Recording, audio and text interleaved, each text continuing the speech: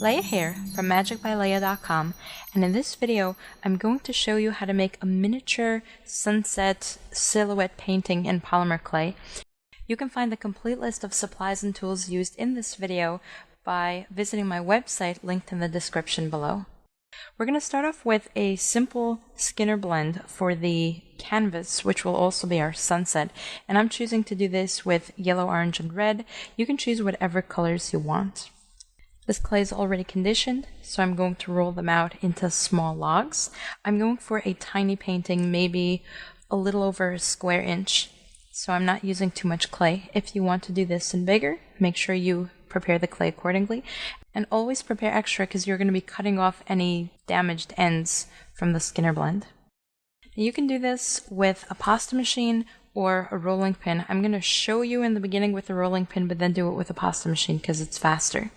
The idea of a Skinner blend is to take different colors of clay and create transitions between them, so it's almost like we start with red and then we have red mixed with a little of orange and a little more of orange, more and more, until we transition down to orange and start mixing with bits of yellow. It helps to do this on something like baking paper because if it sticks, it's easy to peel off. And we want to start by rolling it out flat.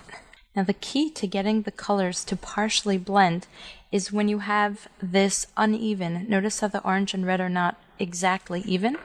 If we fold this over, we're going to have some of the orange here leaking into the red below. And if you fold it over unevenly, so you're purposely forcing the clay to overlap incorrectly, we're going to have the orange and yellow blend over here, the orange and red blend over here, and that will give us the transitions. So the way to do this is just to roll it out, fold it over, roll it out, fold it over. I'm going to run this through a pasta machine because it's way easier on the hand. So here's the first run through, and you can't really see the other colors, but what you can see is that we have yellow where the orange is, so it's going to bleed through eventually. Same thing here with the red and the orange, and that's what we're counting on. Here I ran it through again, and notice that you can start seeing a transition between the yellow and orange. Every time you fold it over, you don't want to be exact with the colors. You want to build that inconsistency by purposely, instead of folding it like this, purposely shifting it just a little bit. Do this for a couple of times until you like the look. I ran this through 3 more times, and now you can definitely see the colors starting to bleed through here and even here. Now I'm going to continue lining it up. What I noticed though for me is that it keeps getting wider and wider instead of longer, and that's going to make it somewhat difficult to use. So I actually pinch it together to re-elongate and make sure it doesn't get too wide.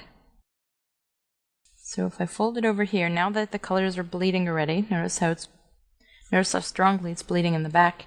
I try to line up some of the colors and then just squeeze it back so it's wide rather than long. And my goal is to get a square canvas, so if it's too wide, I'm not going to get it square enough. This is nearly square, and I'll probably have to do this a few more times. I ran this through probably another 10 more times, and I do like the way it looks, so I'm going to stop here. Notice that we have yellow, some orange, more orange transitioning into red. I think this is perfect for the background of my painting. I ran this through on number 3 on the pasta machine, and that's the size I'm going to use for the painting canvas. And at this point, you can be precise if you want. I just like to cut a random square. I don't measure it. I just pick what looks good and go with it. Remember, it's art. It doesn't have to be exact. If you're trying to be exact, sometimes it takes the fun out of it, but if you just let it happen and let the image come to life, the results are so much more interesting. So here we go. It's not perfect. You can always fix it later, but it looks like a nice transition, a nice sunset. I'm going to draw the silhouette of 2 birds sitting on a branch. So I'll start by just marking the general area. I have a needle tool. You can use whatever you want. I'm working with raw clay, so a pencil is not ideal, but I want to give myself a guideline of where I'm putting what. Now since I want the birds sitting up here, I need to give them a space and then work from there. So we'll have the branch coming from the side, something like this. You don't want to make it too busy where the birds are because you want to be able to see them, but let's get some branching there. And you can always change your mind after you start, but it gives me a general outline, and I'll have two little lovebirds sitting up there.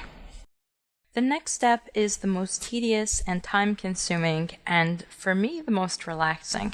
Just put on a good audiobook. Right now I'm listening to Twilight, or put on some good YouTube videos, and just get lost in the detail. What I have here is a ball of conditioned black clay, and notice how sticky and soft it is. I'm using Primo Sculpting, which is a little bit on the tougher side, and I like it because it holds its shape, but what I did here is I mixed in a lot of liquid Sculpting so that it's very, very easy to control, and this is ideal for making the tiny details. I'm going to start with the tree, and what I want to do here is remember that we're sculpting and not drawing, so even though we're doing a silhouette, we still wanted to have some three-dimensional character. I'm going to start with a big part of the branch there, so I'm looking for something relatively thick that tapers. And we're just going to keep adding and building. Remember, we're sculpting and not drawing, which gives you so much more flexibility. I cannot draw for the life of me, but I love to sculpt because you can always add on and remove depending on what you did and if you like it or you don't. I'm using a handmade needle tool. You can see the tutorial for this on my website linked below. And I'm just guiding and dragging and basically molding the clay to the shape that I want it to go, and look how easily it responds because of all that liquid clay mixed in there. And I'm just looking for the basic outline now. I'm going to flatten it out and perfect a little more later. If you find you have too much clay, just cut it off, but be very careful that you're not disturbing the canvas because the canvas is unbaked. I kept it unbaked on purpose so that the new clay will stick to it. If you're not comfortable doing this way, you can always bake it and then use some liquid Sculpting to attach the drawing to the background. That's the only thick part. For the rest, I'm going to use much thinner clay. And if you find it's too thin, just add another layer. Remember, it's a tree branch, so it shouldn't be perfect. Push it up, push it down, give it that life, realistic look. And if the pieces are too small to pick up with your hand, just use a needle, and because it's so soft, the simplest touch will pick it up. At this point, I'm just going to keep adding and building out the branches, cutting off the excess so it doesn't get caught and mess up the entire thing. Notice that I'm not perfectly sticking to the pattern that I scratched in initially. That just gave me a general outline of where I want it to go, and I'm just eyeing it and deciding where it looks like a branch should be added. This thing kind of looks like it has claws, so maybe I'll add some more branching to the branches.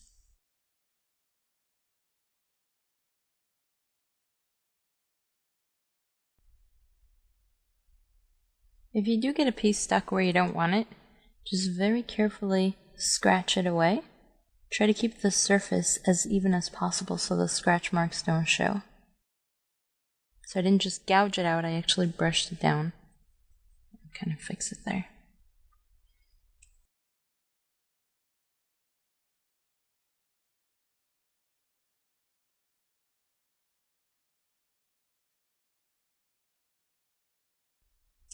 At this point, I think I have enough branches, so I'm just going to fill in some more areas where I feel it should be thicker. I'm going to do that line again. So now that we have enough branches, I'm just kind of filling in and shaping and smoothing, getting the tree to look how I want it. And given that it's a tree, it doesn't have to be perfect. You can run some lines, give it a barky texture, but it's a silhouette, so on the one hand, it should be just a solid black mass, but on the other hand, it's art. We're having fun doing a little bit of a three-dimensional effect here. I like to have a little bit sticking out on the side. We're kind of going against the traditional canvas where you paint on it and you're letting it wrap over the side. I think it makes it look cool. I feel like this is a little too thick, so I'm just scratching it off. Okay, so the next step is the tricky step. This is where we want to add the birds. Now, we're going for a simple silhouette, So we want to have a general size and location for them. I'm going to have them about this big, sitting next to each other. But I'm not going to sculpt the birds on the painting. I'm going to do them separately so that I can fix it and rearrange as needed without getting it all sticky on the canvas. So the key things you see in the silhouette of a bird are going to be the face with a beak, the body, and then the tail. So that's what we're trying to emphasize and make it resemble a bird despite just being a silhouette. I'm working on wax paper, but because it gets stuck, I'm going to keep sort of cutting it off. You don't want to do the whole thing and then find that it's stuck to the paper. You try to cut it off at once and the whole thing tears apart. I have a larger piece for the body. And this is where I think the clay is a little bit too soft. You might want to work with less soft clay for the bird, because I think this is completely distorting. Yeah, it's way too sticky. I'm going to condition in a small piece of just regular clay without the liquid Sculpey so that this is not as sticky, because the entire image was distorting when I had so much liquid Sculpey in it. It worked nicely for the branches because I needed them to be very flexible, but this was too sticky. So let's start again. A tiny head. And the key here is to just work slowly. It's not a difficult shape, but if you try to work fast, it'll get messed up.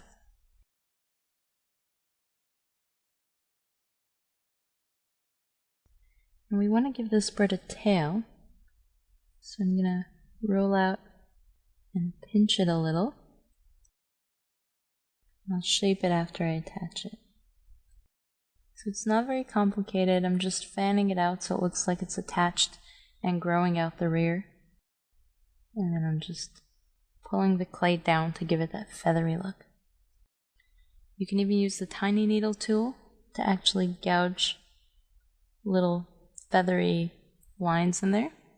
Now before I continue, all this stuck the clay to the paper, so I don't want to wait till the end. I'm going to cut it off now, just carefully lifting it up. Tap it down again, but not the whole thing, so that I don't have a sticky mess later. Now if the clay was still super sticky like earlier, that wouldn't have worked. Next we want the little birdie bill, or beak, depending on what kind of bird we're looking at. With the silhouette, you have to ask yourself, what will give this sculpture the characteristics of what I'm trying to imply? So with a bird, it's the mouth, the body, the feathery tail, and then the little round head. Alright, and that looks good. So that's the first one. Notice now when I have to just get the head off, the rest of it came off very easily. I'm going to balance this very carefully on the blade so that it doesn't fall when I have the canvas under it. And that way I can position it exactly where I want it before I commit to sticking it down. And maybe balance it on the tip, like that. And that way, earlier I was picking it up by poking it, but I don't want a hole in there. If that is the only way to do it, try to poke it somewhere where a hole is natural, like the eye, to hold it, but I like it this way. And I think I want it right there. And I'm just tapping it down. Maybe move the tail a little so it's not on the branch completely. That's the first bird, and it looks like I scratched out an area that won't have a bird, so I'm just sort of erasing it. I'm going to run everything over with a rubber tool afterwards to erase all the fingerprints and whatnot that got on there. So now let's make a second bird. So we're going to do the same thing for the second bird, but you can change the position a little bit, or it doesn't have to be exactly identical, but just the general idea with the face or the beak in the opposite direction. I'm going to make it leaning over a little. And you want to keep an eye on the first bird when you make the second one to make sure that right now it looks way too big. They won't look like they match. So I'm going to have to redo this with a smaller piece of clay. Alright, now they look like they can be friends. Otherwise it look like one is trying to eat the other one. And that's not the look we're going for here. I'm blending the head into the body so you have like the feathers from the head to the neck. You get a nice transition there. It helps to stick it down to the baking paper to shape it because the paper holds it easier than your fingers. That's why I stick it down and then cut it off. So that will be the second bake. And then we just need the tail.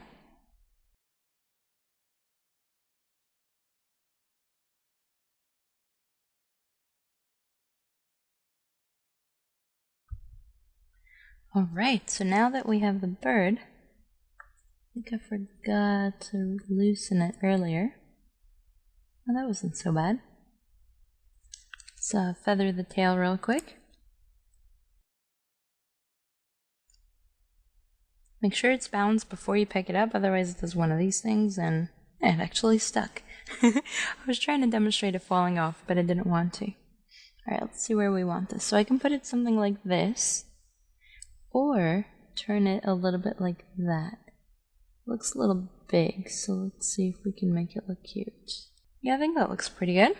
It's still a little bigger than I would have liked, but I think it's good enough. Now, at this point, the beaks aren't lining up, so I'm going to try to move this one a little and squeeze this mouth down. I think it looks cute when their beaks are sort of touching. Here we go. So much better. Okay, now I'm just fixing up any needle marks, any shapes that I don't like. Okay, I think I like the way it looks. Last but not least, I'm going to make some tiny leaves and just add it onto the branches for a nice effect. I'm cutting tiny pieces because they're going to be tiny little leaves. Maybe get some a little bigger in case I cut those too small. So for each leaf, I'm rolling it out into a circle, then sort of squishing the edge and flattening it down. Pick it up with a blade. Look how tiny that is. And then just pick a leaf where you want it. Sometimes it wants to stick to your hand instead of where you want it to go. So this is where I like using a needle instead of the blade. If they're too small, you can always just get 2 pieces of clay together.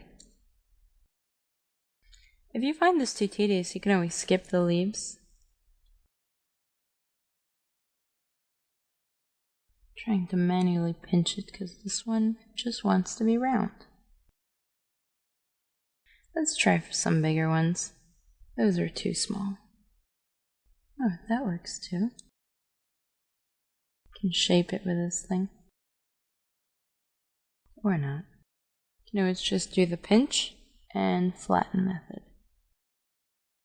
And just in case you're freaking out at how tiny they are and how to work with it, I'll make some bigger leaves to show you that that's okay too. I'm trying to show you just different ways that you can do this using your sculpting surface, your hands, your tools. There's no right or wrong way to do it. It's whatever works for you. Alright, I think at this point I'm going to call it on the leaves. And the last step, which you don't have to do, I'm going to smooth it out using a small rubber tip tool, just to get rid of any fingerprints.